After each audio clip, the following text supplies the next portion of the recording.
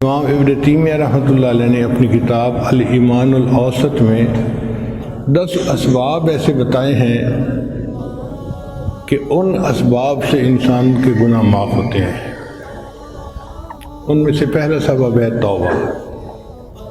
توبہ کہتے ہیں عزم جازم، انسان پکا ارادہ کرے کہ میں نے آج کے بعد یہ غلطی نہیں کرنی،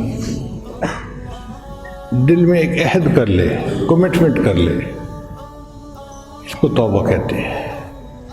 اور توبہ سے انسان کے جتنے گناہ ہوتے ہیں اللہ سب معاف کر دیتے ہیں۔ یہ توبہ ڈیلیٹ کمانڈ کی مانند ہے، جیسے ان باکس کے اندر میسیج بہت زیادہ آئے ہوئے ہوں، آپ ڈیلیٹ کا بٹن دبا دیں تو سارے ہی ختم ہو جاتے ہیں، باکس بالکل خالی ہوتا ہے جیسے کوئی میسیج اس میں ہے ہی نہیں۔ توبہ اسی طرح ہے کہ جو انسان سچی توبہ کرتا ہے تو نبی اسلام نے فرمایا التائب من الذنب کمن لا ذنب لہ، گناہوں سے توبہ کرنے والا ایسے ہوتا ہے جیسے اس نے کبھی گناہ کیا ہی نہیں۔ جیسے صابن سے دھوئیں تو کپڑے کی میل نکل جاتی ہے، صاف ہو جاتا ہے، اسی طرح توبہ کرنے سے دل کی میل کچیل ختم ہو جاتی ہے، دل صاف ہو جاتا ہے۔ اس لیے اللہ تعالیٰ کا ارشاد ہے وَتُوبُوا إِلَى اللَّهِ جَمِيعًا أَيُّهَا الْمُؤْمِنُونَ لَعَلَّكُمْ تُفْلِحُونَ، اے ایمان والو تم سب کے سب مل کے توبہ کرو۔ اگر تم چاہتے ہو کہ ہمیں فلاح مل جائے تو فلاح ملے گی توبہ کرنے سے، گناہوں سے توبہ کر لو۔ دوسرا سبب جس سے گناہ معاف ہوتے ہیں اس کو کہتے ہیں استغفار۔ استغفار کا مطلب ہوتا ہے نادم ہونا، شرمندہ ہونا، ریپینٹ کرنا کہ جو گناہ کر بیٹھا یار میں نے اچھا نہیں کیا، یار مجھ سے غلطی ہو گئی۔ یہ جو انسان کے اندر ملامت ہوتی ہے نا، اس کو استغفار کہتے ہیں۔ اور یہ دونوں چیزیں توبہ اور استغفار ملتی جلتی ہیں، اس لیے ایک پر دوسرے کا نام اطلاق کر دیتے ہیں۔ بہرحال استغفار کی بھی کثرت کرنی چاہیے۔ ہماری زندگی کے جتنے بھی پرابلم ہیں نا وہ سب استغفار سے ختم ہو سکتے ہیں۔ ایک مرتبہ حضرت حسن رضی اللہ تعالیٰ عنہ تشریف فرما تھے، ایک بندہ آیا، حضرت بڑا گنہگار ہوں، کوئی عمل بتا دیجئے کہ جس سے میرے گناہ معاف ہو جائیں۔ فرمایا استغفار کرو۔ پھر تھوڑی دیر بعد بندہ آیا، حضرت بڑے عرصے سے بارش نہیں ہوئی، کوئی عمل بتائیں جس سے کہ اللہ بارش دے دیں۔ فرمایا استغفار کرو۔ پھر ایک بندہ آیا، حضرت بہت غریب ہوں، کوئی عمل بتائیں کہ اللہ مجھے مال دے دیں۔ بھائی استغفار کرو۔ حضرت میری بیٹیاں ہی بیٹی ہیں، کوئی عمل بتا دیں کہ اللہ مجھے بیٹا عطا کرے۔ بھائی استغفار کرو۔ حضرت میرا باغ ہے، دعا کرو اس کا پھل اچھا ہو تاکہ مجھے فائدہ ہو جائے۔ استغفار کرو۔ جب سب کو آپ نے کہا استغفار کرو استغفار کرو تو ایک آدمی جو پاس بیٹھا ہوا تھا وہ کہنے لگا حضرت آپ کے ہاتھ میں بھی عجیب ماسٹر کی آ گئی ہے، ہر تالا کھولنے کے لیے استغفار کرو استغفار کرو۔ تو حضرت حسن اللہ عنہ نے جواب دیا کہ دیکھو جو میں نے جواب دیے ہیں اپنی طرف سے نہیں دیے، اللہ کا قرآن بتا رہا ہے۔ چنانچہ قرآن مجید میں ہے استغفروا ربکم انہ کان غفارا، تو اللہ گناہ معاف فرماتے ہیں۔ یرسل السماء علیکم مدرارا، اللہ بارشیں برساتے ہیں۔ وَيُمْدِدْكُمْ بِأَمْوَالٍ، اور اللہ بندے کی مال کے ذریعے سے مدد فرماتے ہیں۔ وَبَنِينَ، اور بیٹے دے کے اللہ بندے کی مدد فرماتے ہیں۔ وَيَجْعَلْ لَكُمْ جَنَّاتٍ وَيَجْعَلْ لَكُمْ أَنْهَارًا۔ تو اگر آپ غور کریں تو ہمارے جتنے مسائل ہیں وہ انہی میں سے کوئی نہ کوئی ہے۔ کوئی بیٹے کے لیے پریشان، کوئی کاروبار کی طرف سے پریشان، کوئی اپنے گناہوں کی طرف سے پریشان، تو ہمارے لیے تو سب بیماریوں کا علاج استغفار میں موجود ہے۔ اس کی کثرت کریں، دیکھیں اللہ تعالیٰ ہمارے حالات کیسے سنوار دیں گے۔ اور اس کی کثرت کرنا کوئی مشکل کام نہیں ہے، چاہے تو پورا استغفار پڑھ سکتے ہیں، استغفر اللہ ربی من کل ذنب واتوب الیہ، اور اگر چھوٹا استغفار پڑھیں استغفر اللہ تو بھی ٹھیک ہے۔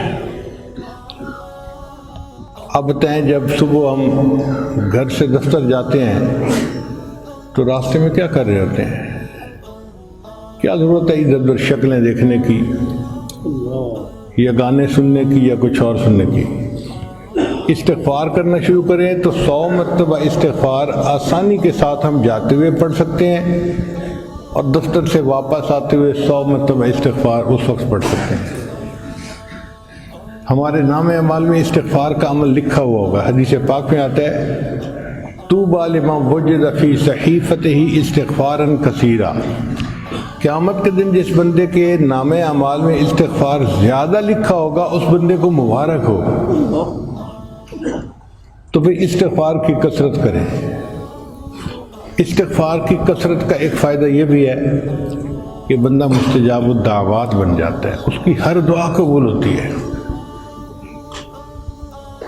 چنانچہ علماء نے ایک واقعہ لکھا ہے کہ امام احمد بن حنبل رحمۃ اللہ علیہ ایک مرتبہ کہیں جانا چاہتے تھے، سوچا میں کیا کسی خادم کو ساتھ لوں، اکیلا چلا جاتا ہوں، گٹھڑی اٹھائی اور چل پڑے۔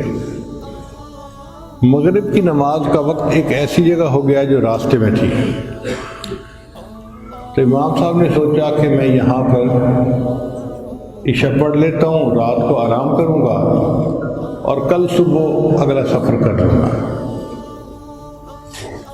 جب عشاء کی نماز پڑھ لی تو مسجد کا خادم آ گیا، بڑے میاں مسجد خالی کریں، میں نے تالا لگانا ہے۔ اب امام صاحب سوچ میں پڑ گئے، یعنی 2-4 منٹ سوچنے میں گزر گئے، تو وہ مسجد کا خادم جو تھا وہ گرم ہو گیا، بڑے میاں آپ کو میری بات سمجھ نہیں آ رہی، اگر آپ نہیں باہر نکلیں گے تو میں گٹی اٹھا کے باہر پھینک دوں گا۔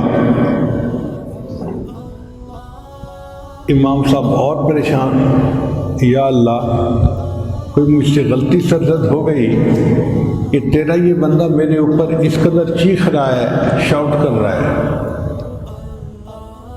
خیر امام صاحب نے اپنی گٹی اٹھائی اور مسجد سے باہر نکل آئے۔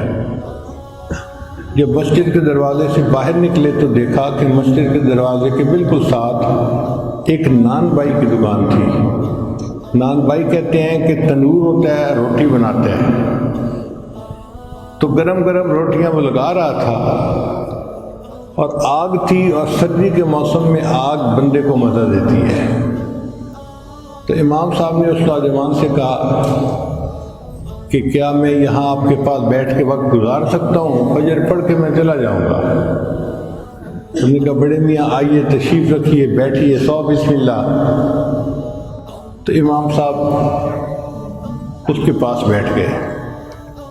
اس نوجوان نان بھائی کو دیکھا، وہ آٹے کا پیڑا بناتا ہے اور پڑھتا ہے استغفر اللہ، پھر وہ اس کی روٹی بناتا ہے، پڑھتا ہے استغفر اللہ، پھر وہ اس کو تنور میں لگاتا ہے، پڑھتا ہے استغفر اللہ، جو پکی روٹی تنور سے نکالتا ہے تو پڑھتا ہے استغفر اللہ۔